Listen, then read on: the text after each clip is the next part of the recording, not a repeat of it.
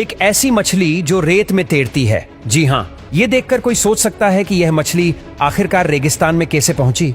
इस अनोखी मछली का नाम रेगिस्तान मछली है। ये न केवल रेगिस्तान में चल सकती है बल्कि यहाँ अपना घर भी बसा सकती है।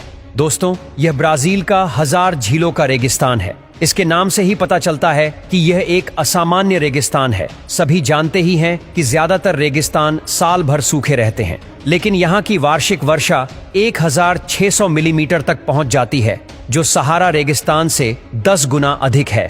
हर वर्षा के मौसम में बारिश का पानी धीरे धीरे जमा होता है और चट्टानों पर रुक जाता है, जिससे छोटी बड़ी झीलें बन जाती है और पानी की मात्रा अधिक होने पर यह बाहरी जलाशयों से जुड़ जाती है।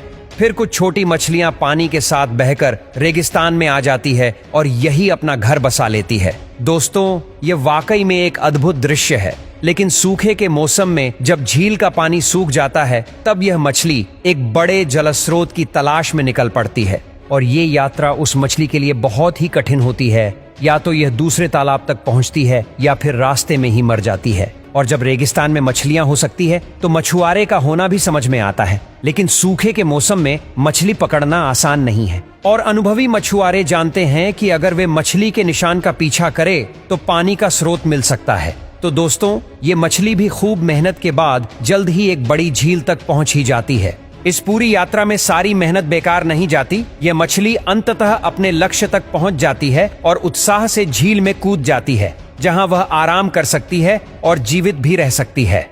और दोस्तों, आप अगर जंगल में इस तरह का चिपचिपा और पारदर्शी चीज देखें तो घबराइए मत, क्योंकि एक विदेशी शख्स ने यह जानने के लिए कि यह क्या है, इसे अपने घर ले जाकर पालना शुरू किया। ये जो छोटे छोटे काले बिंदु है वो एक एक मेंढक के बच्चे हैं। 3 दिन बाद इन मेंढक के बच्चों में कुछ बदलाव दिखाई देने लगे। 2 दिन में कुछ मजबूत मेंढक के बच्चे तैरने में सक्षम हो गए। हालांकि हर एक मेंढक का बच्चा बहुत छोटा था, बस नाखून के आकार का, लेकिन इनकी संख्या बहुत ज्यादा थी। पूरे टैंक में कम से कम 2000 मेंढक के बच्चे थे। इन बच्चों को जल्दी बढ़ाने के लिए वह शख्स उन्हें रोज खाने की चीज देता था। इससे उनके शरीर में ताकत आई, उनकी पूंछ मोटी हो गई, तैरने की क्षमता बढ़ी और उनके गलफड़े जिनसे वह पानी में सांस लेते थे वो भी धीरे धीरे त्वचा में बदलने लगे, जिससे साधारण फेफड़े बनने लगे। कुछ दिन बाद उस शख्स ने देखा कि एक मेंढक के बच्चे में बड़ा बदलाव हुआ। इसके बाद और भी मेंढक के बच्चों की पिछली टांगें निकलने लगी, उनकी पूंछ पतली होने लगी और गलफड़े धीरे धीरे गायब होने लगे और फेफड़ों की क्षमता भी बढ़ी और अब यह छोटे मेंढक जैसे दिखने लगे थे। जन्म के 9 से 12 सप्ताह बाद इन मेंढक के बच्चों की पूंछ पूरी तरह से गायब हो गई और अब वे फेफड़ों से सांस लेने में सक्षम हो गए थे और उनकी कूदने की क्षमता भी बढ़ गई थी और वे असली छोटे मेंढक में बदल चुके थे।